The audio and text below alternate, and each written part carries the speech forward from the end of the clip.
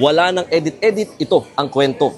Karatapos lamang ng ginawang pag-iinspeksyon ng Department of Agriculture dito sa Paco Market sa Maynila patungkol sa ipinapatupad na price cap para sa mga imported rice na mayroong 5% na broken grains, no?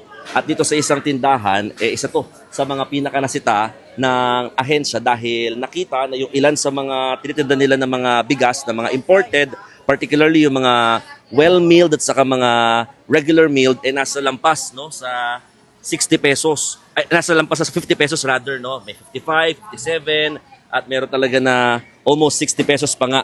Ang sinasabi kasi sa batas ngayon or sa Executive Order number 118 ni Pangulong Bongbong Marcos, dapat 50 pesos lamang ang kada kilo ngayon ng mga imported rice na mga well-milled at mga regular milled. Pero ito si Nanay, isa kayo sa mga nakausap kanina ni Secretary, bakit ho hindi nyo kayang ibaba ng 50 pesos?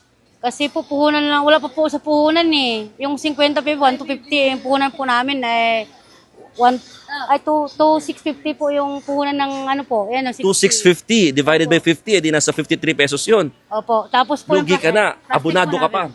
Hindi naman po ako lugi doon sa ano, sa Hindi kung bababa mo siya ng 50 pesos. lugi po ako ng 100. Nako po, Pesos. 100. Opo.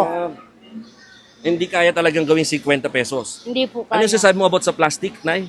Kasi yung puhunan, 53 po puhunan eh. O yun nga, 53 pesos. Opo.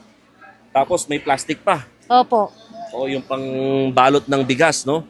So Totally. paano yan? Paano gagawin nyo sa mga bigas nyo na imported?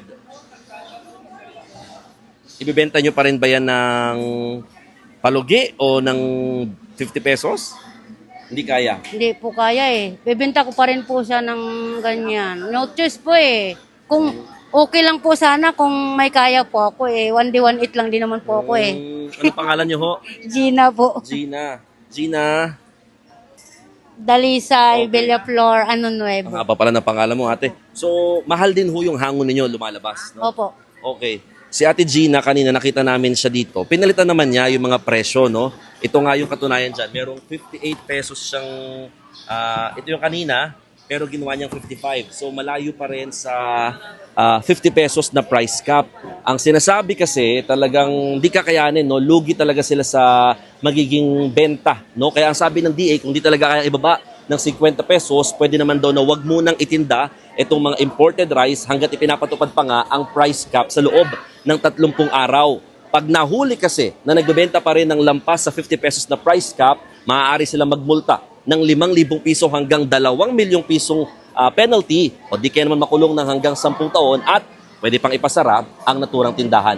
Paglilinaw naman ng DA, hindi naman daw lahat ng mga imported rice kasama sa naturang price cap. Katunayan, yung mga special at premium na imported rice, lusot naman daw dahil mahal talaga yung landed cost niyan pagdating dito sa Pilipinas.